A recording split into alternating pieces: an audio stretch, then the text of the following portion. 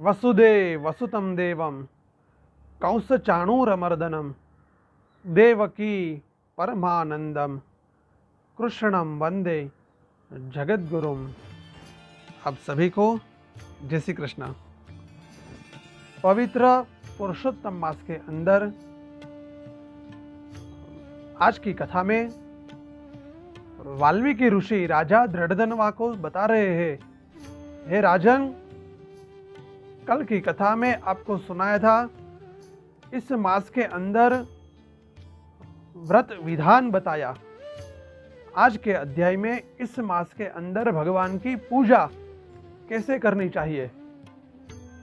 हे राजन, सबसे पहले भगवान राधा सहित पुरुषोत्तम की मूर्ति लानी चाहिए। वो न मिले तो भगवान लक्ष्मी नारायण की मूर्ति सोने की न मिले चांदी की, वो न मिले पंचधातु की, मिट्टी की भी आप पूजा कर सकते हो। सबसे पहले इसमें जरूरी है कोई भी मूर्ति हो उसके अंदर आप प्राण प्रतिष्ठा करो, क्योंकि बिना प्रतिष्ठा किए हुए जो कार्य है, जो पूजा है, उसका कुछ भी फल प्राप्त नहीं होता। प्रतिष्ठा से पूर्व उस मूर्ति का शुद्धिकरण करो। अग्नि वैश्वा नरो वहनी वित्रिहोत्रो धनंजया अग्निउत्तारणार्थाय मूर्ति नाम शुद्ध है तवे। मूर्ति का शुद्धिकरण होने के बाद उसकी प्राण प्रतिष्ठा करो। आसाम मूर्ते है प्राणाय प्राणाहा। इस मूर्ति के अंदर प्राण प्रस्थापित हो, इस मूर्ति के अंदर जीव प्रधारे और इस मूर्ति के अंदर सर्वे इंद्रियाणी, हमारे शरीर की जो भी इंद्रिया है, वांग मन त्वक चक्षु श्रोत्र जिह्वा घ्राण पाणी पाद पायु उपस्थानी एवागत्य सुखम चिरं तिष्ठन्तु स्वाहा।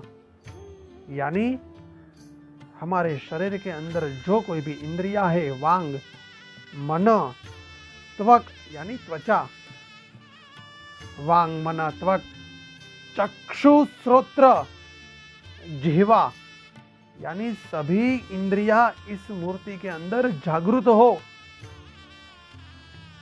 इस प्रकार इस मूर्ति के अंदर देवत्व आता है और ये मूर्ति जागृत होती है, और जागृत होने के बाद आप जो कोई भी पूजा करो उसका आपको पूर्ण फल प्राप्त होता है। हो सके तो अपने हाथ से मत कीजिए, कोई विद्वान ब्राह्मण को बुलाकर ही ये सारी विधियां करे। अपने हाथ से हो सके तो न करे। उसके बाद भगवान की प्राण प्रतिष्ठा होने के बाद भगवान से प्रार्थना कीजिए, हे प्रभु, आपकी कृपा मेरे ऊपर, हमारे परिवार के ऊपर, सभी के ऊपर बनी रहे। इसीलिए हे प्रभु, मैं आपकी पूजा कर रहा हूं। भगवान का सबसे पहले पूजा में भगवान का ध्यान कीजिए, यानी भगवान को याद कीजिए। हे प्रभु, हे राधा सहित पुरुषोत्तमाय नमः। हे प्रभु, हे मुरलीधारी, मैं आपका ध्यान करता हूं। भगवान का ध्यान करने के बाद भगवान को आवाहन कराइए। भगवान को आवाहन के बाद भगवान को बैठने के लिए आसन प्रदान कीजिए, और उसके बाद भगवान के पांव धोइए।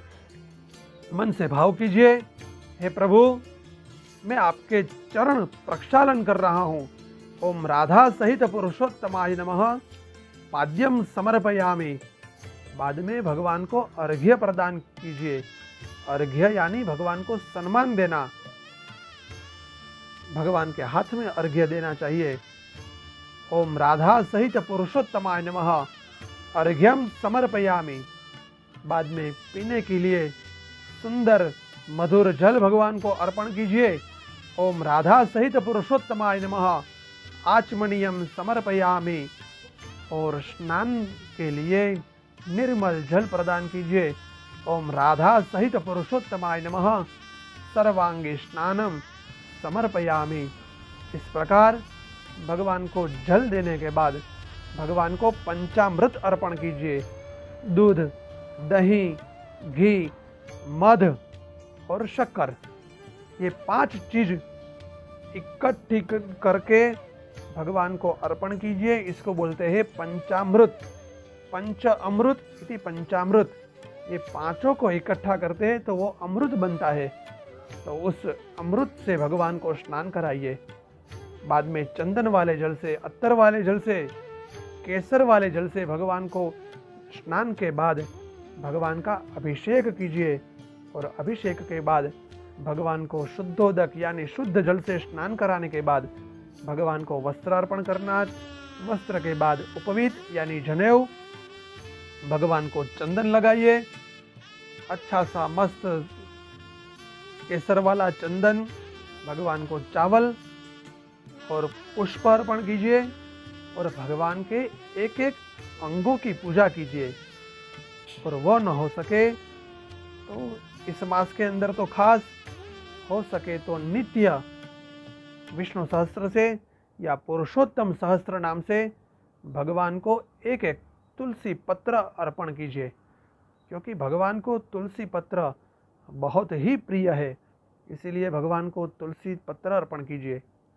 तुलसी पत्र के बाद भगवान को सौभाग्य अर्पण कीजिए। सौभाग्य में अबिल गुलाल, वो भगवान को अर्पण करने के बाद भगवान को धूप कीजिए, भगवान को दीप अर्पण कीजिए। और भगवान को भोजन के लिए कुछ नैवेद्य अर्पण कीजिए। नैवेद्य के बाद भगवान को पान सुपारी बीड़ा अर्पण कीजिए। फल अच्छे से अर्पण करने के बाद भगवान को कुछ दक्षिणा अर्पण कीजिए।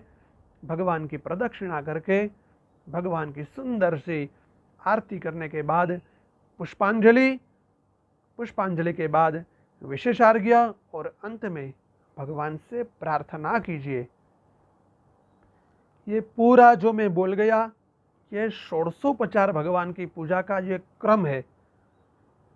इस प्रकार से भगवान की पूजा कर सकते हो। भगवान की मानसोपचार पूजा, पंचोपचार पूजा, उसके बारे में भी मैंने आगे के वीडियो में मैंने बताया था, इसीलिए यहाँ मैं ज़्यादा विस्तार नहीं कर रहा हूँ। तो ये भगवान के षोडशोपचार पूजा इस प्रकार से करने के बाद अंत में भगवान को प्रार्थना कीजिए, हे प्रभु, मंत्रहीनम क्रियाहीनम भक्तिहीनम सुरेश्वर यत् पूजितम मया देव परिपूर्णम तदस्तु में। हे प्रभु, मैं मंत्र नहीं जानता, क्रियाहीनम, मैं कोई भी क्रिया भी नहीं जानता, कैसे करना चाहिए कैसे नहीं करना चाहिए। भक्तिहीनम, मेरे अंदर तो हे प्रभु इतनी भक्ति भी नहीं है। मंत्रहीनम क्रियाहीनम भक्तिहीनम सुरेश्वर यत् पूजितम मया देव। हे प्रभु, मैंने जो कोई भी पूजा की उससे आप प्रसन्न हो।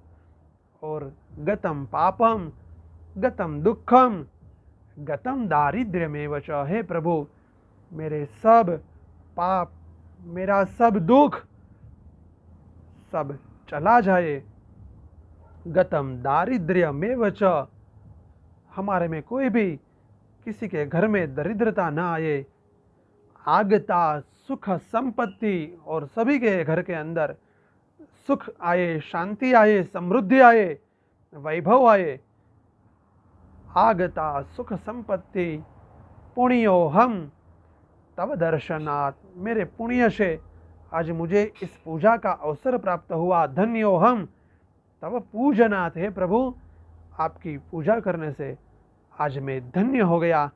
इस प्रकार भगवान से प्रार्थना करने के बाद आपने जो कोई भी पूजा की हो वो भगवान को अर्पण कीजिए। क्योंकि भगवान ने ही गीता जी में बताया है कि आप जो कोई भी कार्य करो उसमें, उस कार्य के फल में आपका कोई अधिकार नहीं है।